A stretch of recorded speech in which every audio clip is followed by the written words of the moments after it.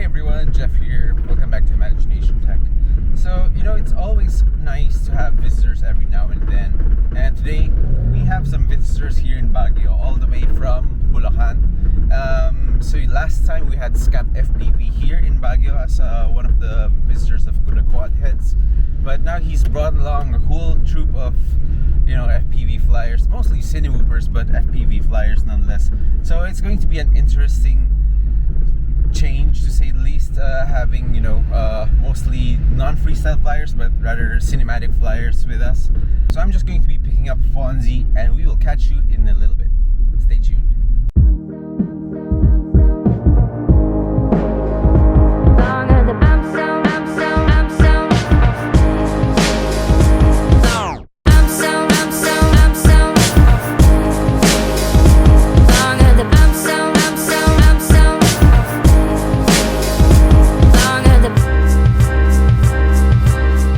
So we're here right now at Scout Barrio, at the forest area near Camp John Hay, and all of the guys from Bulacan, the ones who fly Sinoops around San Gabriel, are here. Mike Cruz, Stephen, si Itoy or Carlito Gostideño, that's Mike, and Jonathan and Fonzie are out there searching for one of the down quads, crash quads, and they are doing a chase formation, and one of them is going around me right now. So they're flying in formation, and earlier we were doing some proximity here at this spot, and who knows, maybe later we'll bounce. They're staying at Pine Breeze Cottages, so it's a really nice spot if you want to have a good view of the one of the watersheds of Baguio, and I think you can even fly long range from that spot going there. So maybe that's something we can try next time.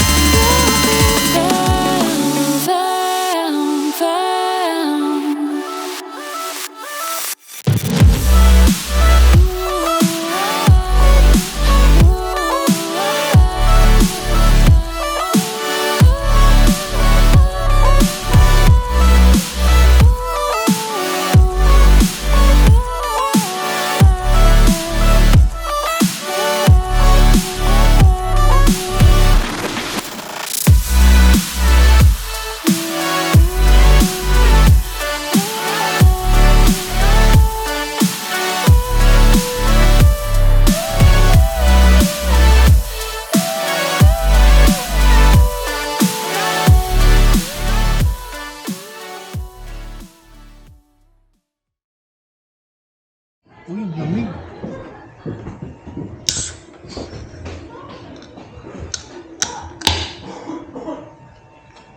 Hindi, lamig.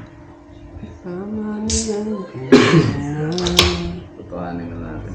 Oo. Uy, balik na rin. Yung kantangan nila, make it real. Bukas na rin. Pampadulas. 1, 2, 3 na. Bukas na rin. Kami natin gawin pag mga nakadalawang case na tayo.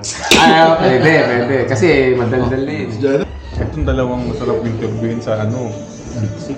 Mga parang sa kanila kasi paano na by profession na sila talaga eh. Oo. Yun yung isa ko rin balak ng tanong mga tungkol sa mga peeps mismo. Diba? Tsaka Jonathan Fields. Jonathan Area. Di ba may mga 6K na camera? May 8K na. 8K na?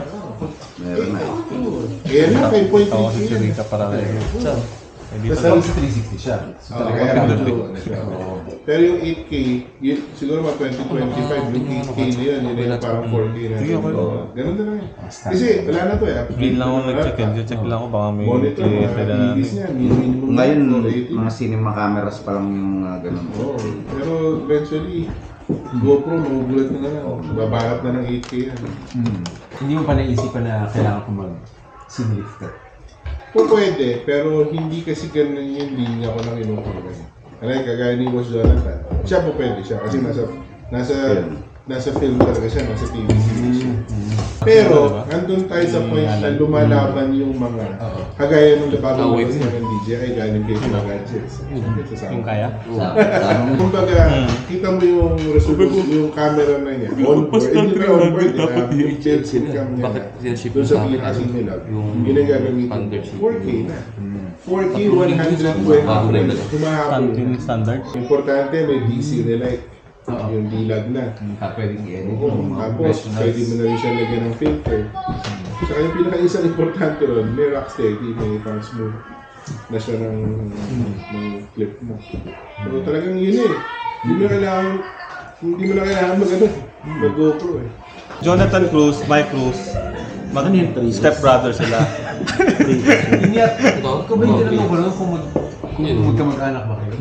Hindi, lahat. Si Omel pinsan niya. Si Kuya Omel minsan. Daming Cruz rin. Sino yung nasa bahay? Ikaw ba yung dati lagi nagpapalipad sa bahay? Na cruise rin. Hindi ko lang sure kung aling cruise yun. Ako. Basta Cruz magagaling. DJ. Si Kuya Omel din. Si DJ yung Daniel Cruz. Yun. Yun is pang cruise sa kala ko. Bahay. Yun yung kami. Daka si Marlon. Marlon din. Wala. Nag-umpisa naman kami kasi ng 2020 ng pandemic. Doon ba kayo nag-start mag-FPV? 2020. ECQ pa nun. Yun na yung time kasi walang cancelled lahat ng events, ng shoot. So yun na yung time na... Para sa hobby. Oo. As a hobbyist lang naman eh. Na nang nasa isip ko din, pwede rin ipasok na doon sa trabaho. Pero iba kasi yung nagagawa ng FPV talaga. So yung time na yun, parang puro portfolio shots muna Parang using the FPV. Saka gastos. Nung nag-chat tayo, wala pa akong charger noon. Anong charger? Nakikicharge lang ako. Tsaka halos lahat sa community eh. Oo. Sa community lahat nagkakadun na nagkakakilala sa iba't ibang group. Like, yung sa isang group, yung Drone Love Philippines, yung FPV Freestyle. Doon lang din naman nagkakakilala eh. And then, syempre, doon nabubuo yung tigasan kayo, tigasaan yan. Kita tayo. Oo, doon na lang nabuo yung Fly day. Fly Days na yan. Si GN, si DJ, yung Daniel Cruz. Tapos si Marlon Cruz. Saka yung sikat na vlogger ngayon, si Norvin. Yung bugo. Talaga? Oo, kami nagkakasama. Kasama siya doon sa first batch. Kasi bago umalis si ito introduce yourself, Joe. Ito is the name. FPV is the game. Yung pinakauna pa ng 75X ko, pinadala sa akin ni Benjo. Kasi si Benjo Trinidad, nakausap ko rin. Yun ang literal na budol. Pinadala niya sa bahay. Tapos ginamit ko ng ginamit. So yun ang pinakauna kong look na nagamit. Ang ginawa ko na lang noon, bumili muna ako ng controller. So pinakauna kong binili yung controller. Ano yung controller ng mga TX16S. Radio Master na rin. Ang receiver ko pa noon, ano pa? FR Sky. FR Sky pa. Kaya paglabas na ng bahay namin, wala na. Pagpili ko ng 75X sa kanya, bumili na ako ng goggles. Second hand o brand new? Second hand ko binili. HDO pala, HDO. Kasi yung HDO and then HDO2, di ba? Ayun, HDO. So yun na, doon na nag-umpisa lahat. Doon na umpisa. Doon na yung kami ni DJ, Monday, Wednesday, Friday, Saturday. Kasi nga pandemic, nandun kami sa SG. Walang gig, walang mga gig. Wala. Cancel lahat. Wala lang lahat. Oo, cancel that. So yun na yung time na practice. So bawat lipad namin yung nasisira, tawag ako kayo dyan ng zona.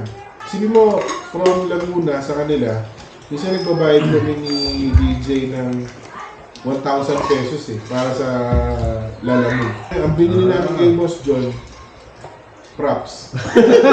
Dalawang piraso. Kaya mahal pa yung lalamog dun sa binili namin. Isa-isa, no? Hanggang sa yun, si Boss John, siguro naawa na sa akin, yung sponsor rin ako. Pinakauna niya binigay sa akin, 85X. Ay, sorry, hindi pala, 95X. Yung Beta FPV na 95X. May HD na rin yun, di ba? Pero hindi yun, hindi pa HD yun, analog pa yun ng time na yun. Pero may HD recording siya. Meron on board, tama. On board, Meron. SD card. Oo, tama, meron. Naka-diamond na Hindi nga yun, hindi nga 95X yun, 85X yun. 85. Oo, yung kulay-blue yung canopy. Oo. Ayun. Tapos meron siya, may on-board recording na SD card. Kaya mahal pa yung lalamog dun sa binili na. Isa-isa, no? Dito pa lang, P2, tapos sumunod yung P3. Then pinakahuli na pinadala sa akin ni Boss John, yung Pavo 30. Pero kasi niyo pa ako na iba, yung Bumblebee. Oo nga pala, Ang yung orange. Hornet Taken, tapos yung Bumblebee nga pala. Taken yung orange. Oo. Taken yung orange. Tapos yung Hornet, ay flight din yun, pero green naman. Ang nagkaroon ng Hornet na alam ko, si GN. Siya nagkaroon ng Hornet. Kasi sobrang ingay nun. GN? Hindi. Pero, may pwede ka naman. Hindi yun, sobrang ingay nung Bumblebee, yung mga sinuok na yun. Sobrang ingay talaga. Pero doon ako masasabi ko talaga na doon ako natuto sa lahat. Pati pag-build, pag-ayos, pag-setup. Kasi ano yun eh, kumbaga kami dalawa lang ng DJ eh. Ang nangyayari sa amin nun, natututunan ko, nasishare ko sa kanya, natututunan niya, nasishare ko sa akin. Mga na yun, Jay Gonzalez.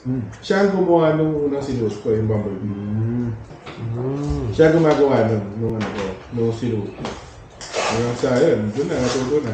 Kasi nga, siyempre, mag-asos pag pagawa ka ng pagawa. Ang dami na mention na name, ha? Mumukhang labas barahan lahat. Hindi, yun naman kasi talaga yung Ayun naman talaga. time na, yun talaga. Di ba, nga matuwa pa yun, kahit na binash mo. Pero cool rin yun si Gian. Naka-away nga lang si Mark, di ba? Ben Hur. Ano ba yun? Kasi si Ben Hur kasi sabi parang promote local sellers. Kaya yung mga pinopromote ni GN nun, Banggood. Banggood links yata. Yun yata yun. Kung saan mas mura, no? Oo.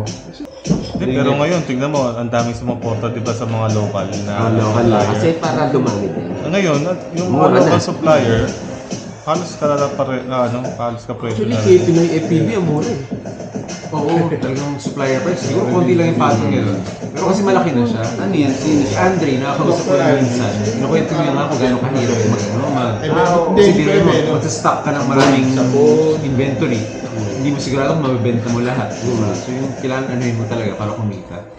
Nagulat nga ako yung mga benta niya na. Pati ba yung marami siya? For mga skincare. Dito na ako, di ba? Oo, di ba? Minsan kay Pinoy FPV, mas mura pa. Tapos nagmamadali pa ako. International. Nagmamadali pa ako. Lalamog na yun, diretso. Dati nung nasa Pasig ko lapit lang si Pinoy FPV sa amin, kaya madaling puntahan. Kailangan ako. Tama. Boss, daanan ko lang. Kailangan talaga ng parts ng mabilisan. Thank you once again to Drone Enthusiast PH for visiting us in Baguio. And shout out to Mike Cruz, Michael Siraspi, Scat FPV, Itoy Sedenio, Stephen, and Michael Siraspi, I think I already said it. Jonathan Cruz. That was a really nice fireside chat. We talked about anything and everything about FPV, how they got started into the hobby.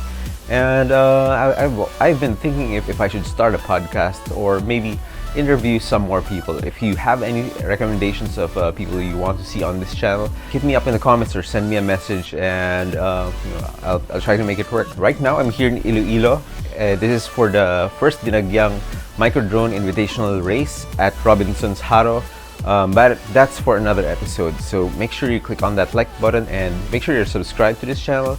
And as always, keep building and keep flying. And I'll see you in the next video. Lose yourself.